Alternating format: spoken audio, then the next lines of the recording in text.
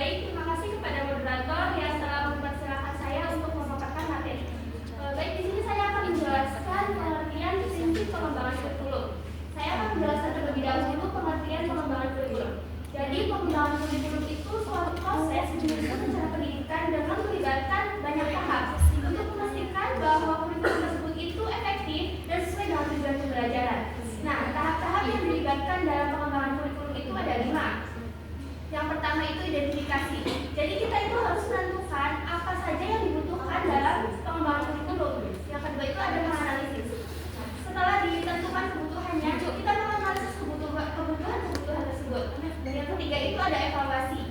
Jadi kurikulum itu harus dievaluasikan. Apakah kurikulum tersebut itu sudah sesuai dengan tujuan pembelajarannya, sudah sesuai dengan kebutuhan siswanya atau belum. Nah, yang keempat itu ada pengambilan keputusan. Pengambilan keputusan ini dapat dilihat dari hasil evaluasi. Setelah evaluasi kan itu akan diperoleh sebuah hasil. Nah, hasil tersebut itu yang akan diambil, yang akan digunakan dalam pengembangan kurikulum. Dan yang kelima itu ada pembuatan komponen kurikulum. Komponen kurikulum itu mencakup materi pembelajaran, model pembelajarannya, metodenya maupun alat-alat untuk melakukan evaluasi pembelajaran. Nah, selanjutnya itu ada pengertian prinsip pengembangan kurikulum. Jadi pengertian prinsip pengembangan kurikulum itu merupakan suatu landasan utama yang digunakan untuk mengukur proses pembelajaran. Jadi dapat kita analogikan. Jadi kurikulum itu kita analogikan dengan kue, sedangkan prinsipnya itu kita analogikan dengan resep-resep membuat kuenya. Ketika kita ingin membuat kue, maka kita harus menggunakan resep-resep yang sesuai kan? Nah, seperti halnya bahan-bahan yang dibutuhkan itu apa saja, takaran-takarannya itu apa saja yang pas, ataupun cara membuat kue itu yang benar itu bagaimana. Ketika resep-resep tersebut sudah sesuai, maka kue yang akan dihasilkan itu menjadi enak. Jadi kita hasilnya itu bagus gitu. Sama halnya seperti kurikulum. Jadi kue itu sebagai kurikulumnya dan prinsipnya itu sebagai resepnya. Ketika kita ingin mengembangkan kurikulum, maka prinsipnya itu harus sesuai dengan perkembangan zamannya, sesuai dengan kebutuhan siswanya, relevansi dengan materinya. Nah, ketika prinsip tersebut sudah sesuai, maka kurikulum itu akan menjadi efektif dan tujuan proses pembelajaran itu akan mudah dicapai. Seperti itu. Sampai sini sampai sini paham tidak? Nah, jadi prinsip pengembangan kurikulum itu pedoman untuk merancang pengembangannya. Mungkin itu saja, kurang dan lebihnya mohon maaf.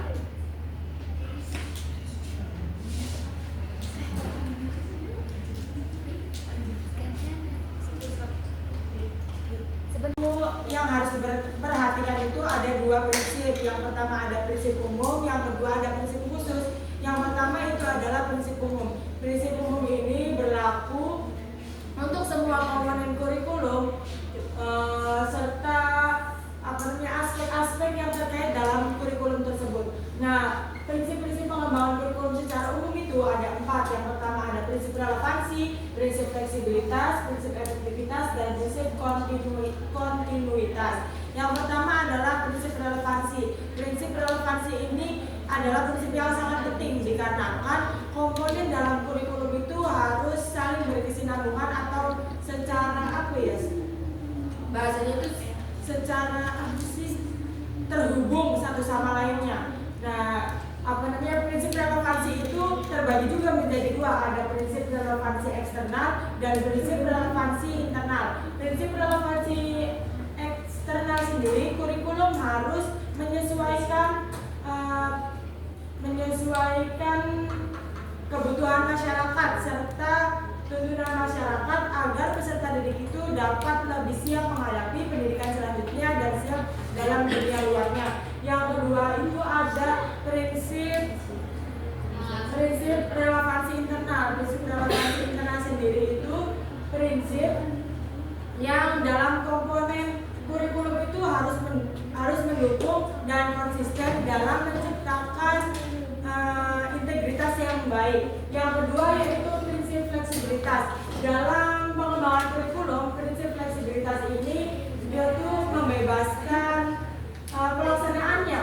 Jadi dalam pentingnya dalam hal ini penting ya, karena prinsip fleksibilitas ini tuh dalam lembaga pendidikan maupun sekolahnya itu tuh situasi dan kondisi dan sumber dayanya itu berbeda-beda. Nah, dan prinsip fleksibilitas ini memungkinkan siswa atau peserta didik dapat memilih program studi mana yang memang diminati oleh peserta didik tersebut, serta guru dapat merancang kegiatan yang fleksibel. Jadi kegiatannya itu sesuai dengan kebutuhan peserta didiknya, tetapi masih harus dengan tuntunan kurikulum yang sudah ada.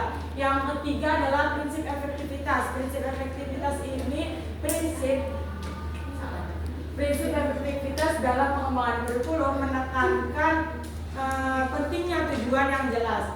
Nah, dalam tujuan yang bermanfaat ini dapat membantu kita untuk mendapatkan feedback untuk implementasi pendidikan, serta prinsip efektivitas ini juga menekankan efisiensi dalam setiap tindakan itu harus bernilai dan tidak terbuang sia-sia. Yang terakhir adalah prinsip kontinuitas atau kesinambungan. Prinsip ini menekankan bahwasannya penyusunan kurikulum itu harus saling berkesinambungan. Nah, di berkesinambungan di sini itu ada dalam kelas, dalam materi pelajaran dan jenjang pendidikan. Secara jenjang pendidikan secara vertikal, secara vertikal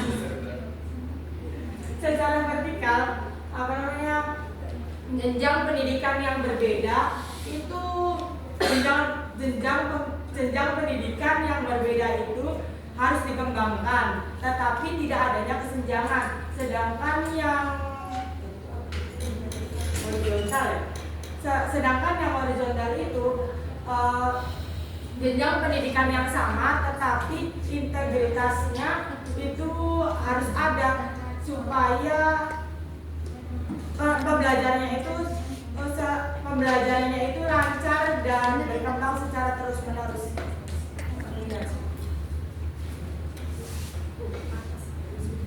Saya akan menjelaskan mengenai prinsip khusus dalam secara khusus. Nah, prinsip khusus ini mengacu pada pengembangan kurikulum tertentu.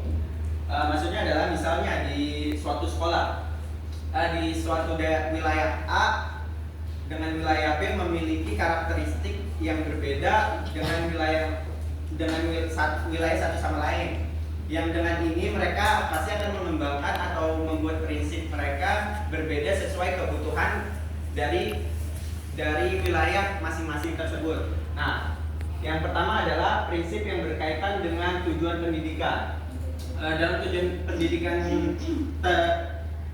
tujuan pendidikan sendiri, kalau dibagi dengan rentang waktunya terdiri jadi 3, yaitu tujuan umum, yaitu tujuan secara panjang, tujuan secara menengah, dan tujuan pendidikan secara pendek, yaitu spesifik. Yang rentang panjang adalah tujuan yang akan dicapai dalam bukan beberapa tahun tapi berpuluh-puluh tahun. Contoh misalnya Indonesia ingin membuat generasi yang kreatif, berpikir kritis dan beretika. Hal tersebut tidak bisa dicapai dengan waktu hanya setahun 2 tahun saja. Yang Indonesia harus merumuskan tujuan itu panjang dalam waktu misalnya 10 tahun atau lebih dari itu. Yang kedua adalah tujuan rentang menengah. Dalam tujuan rentang menengah ini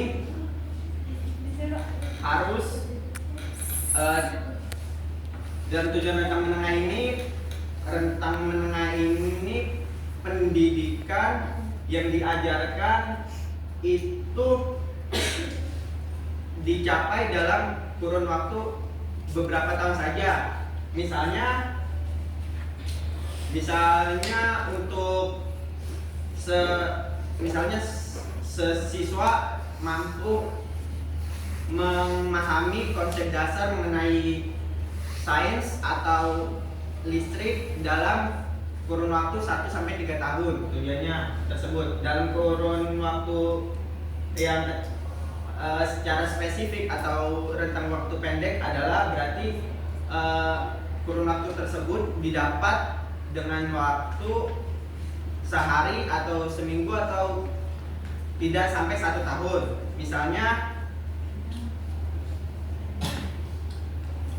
Misalnya pendidikan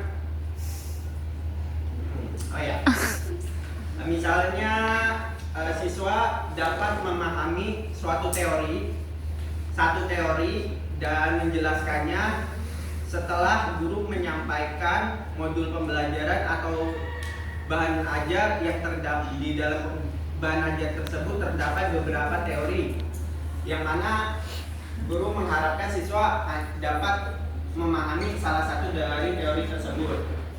Nah, dalam tujuan pendidikan tersebut harus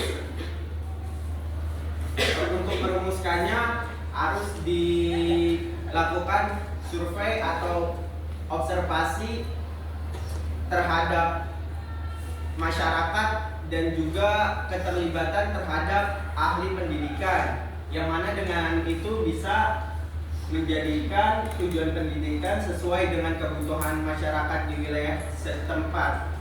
Nah, yang prinsip kedua adalah prinsip yang berkenaan dengan pemilihan isi pendidikan. Dalam prinsip ini materi atau bahan ajar harus disesuaikan dengan kebutuhan di wilayah tersebut. Contohnya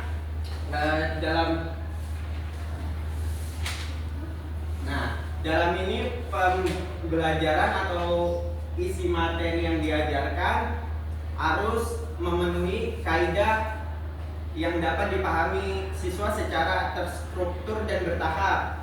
Maksudnya adalah pembelajaran yang disampaikan pada prinsip ini harus dimulai dari yang mudah lalu ke yang sulit atau lebih sulit dari sebelumnya. Tidak mungkin pembelajaran anak SD diajarkan teori hukum Einstein misalnya kepada anak SD, mereka pasti awal-awal diajarkan jika matematika diajarkan tentang angka dan pengurangan atau pertambahan. Setelah itu juga harus setelah yang ketiga adalah prinsip yang berkenaan dengan pemilihan proses belajar mengajar. Dalam prinsip ini pembelajaran yang dilakukan harus menyusun metode pembelajaran yang sesuai dengan kebutuhan masyarakat setempat. Karena preferensi siswa berbeda-beda atau beragam, dan juga harus meningkatkan aspek kognitif siswa, yaitu aspek pemahaman siswa, pemahaman akademis. Yang kedua harus meningkatkan juga aspek emosional siswa, yaitu aspek emosional. Yang ketiga adalah meningkatkan aspek psikomotorik siswa, yaitu aspek pemahaman kreativitas atau praktis. Dan dengan itu juga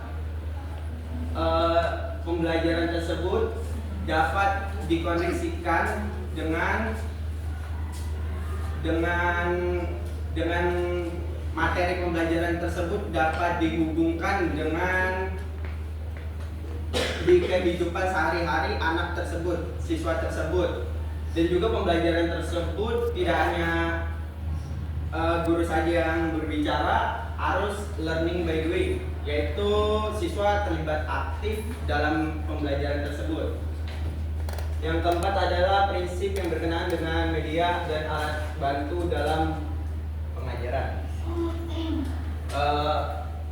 Dalam hal ini, di suatu wilayah harus dapat mengidentifikasi apa yang perlu, apa media atau alat bantu yang tidak ada di situ, atau ada alat bantu yang bisa dibuat di daerah tersebut.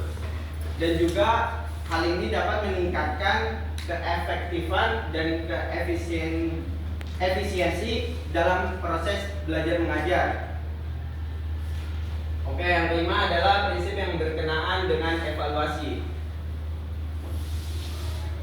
Dalam evaluasi, tujuannya harus jelas. Tujuan evaluasinya harus jelas, yaitu mengikuti kaidah tujuan pendidikan tersebut. Nah, evaluasi juga harus merumuskan, mengikuti sesuai dengan usia, jenjang, dan pemahaman siswa. Dengan itu bisa membuat penilaian yang sesuai terhadap siswa tersebut. Dan setelah penilaian tersebut, nilai tersebut harus dirundingkan atau diolah sebelum nilai tersebut dibagikan kepada siswa, atau nilai tersebut dijadikan sebagai salah satu untuk sarana naik tingkat. Sekian. Selanjutnya yaitu sumber-sumber prinsip kurikulum. Nah, dalam pengembangan kurikulum terdapat empat sumber prinsip yang bisa dijadikan sebagai acuan. Yang pertama, data empiris, data eksperimen, adat istiadat tentang jalan masyarakat, kemudian akad. Yang pertama, data empiris. Apa sih data empiris itu? Data empiris itu suatu informasi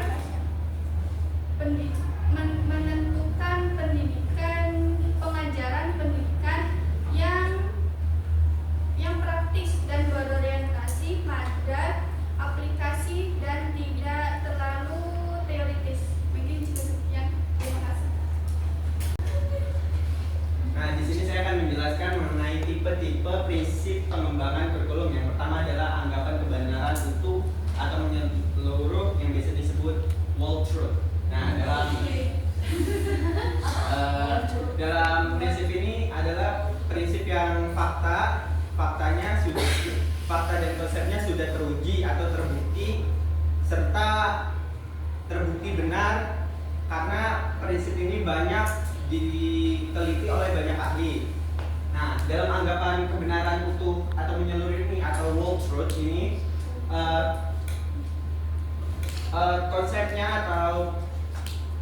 konsepnya bisa diterapkan di mana saja, dengan waktu di mana saja, atau di tempat mana saja.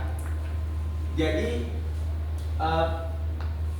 anggapan yang pertama ini tidak terikat pada tempat atau daerah diterapkannya prinsip ini, karena itu bisa diterapkan di segala tempat dalam segala situasi. Contohnya adalah konsep pembelajaran aktif yang mana itu diteliti meningkatkan pembelajaran yang secara efektif dan sering digunakan sebagai dasar dalam membuat kurikulum. Yang kedua adalah anggapan kebenaran parsial yang biasa disebut partial truth. Nah, dalam anggapan ini adalah kebenaran fakta dan kebenarannya terbukti, tapi hanya bisa dibuktikan di beberapa tempat saja. Artinya adalah kebenaran praktik tersebut bisa dilakukan bermanfaat di banyak tempat, tetapi tidak bisa digunakan di segala tempat. Contohnya adalah seperti pembelajaran menggunakan teknologi. Jika di sekolah tersebut memiliki fasilitas yang baik, pembelajaran tersebut bisa dilakukan dengan baik. Jika sekolah tersebut atau tidak memiliki fasilitas yang baik atau buruk, pembelajaran tersebut yang berbasis teknologi tersebut berarti tidak akan berjalan dengan baik. Yang ketiga adalah anggapan kebenaran yang masih memerlukan pembuktian yang biasa disebut hipotesis.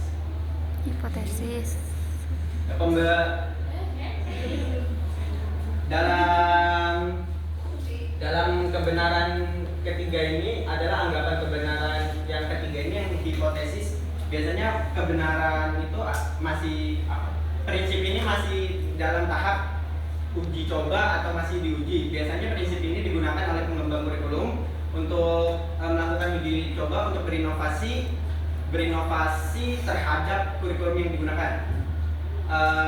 Dengan ini kurikulum yang digunakan dapat menghadapi atau menjadi solusi dari permasalahan yang dihadapi oleh pengembang kurikulum tersebut.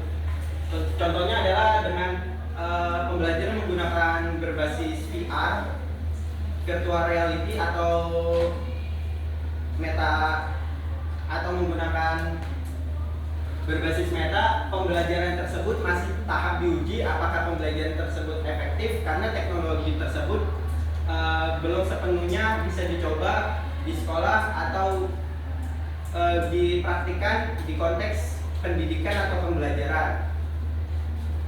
Sekian dari saya.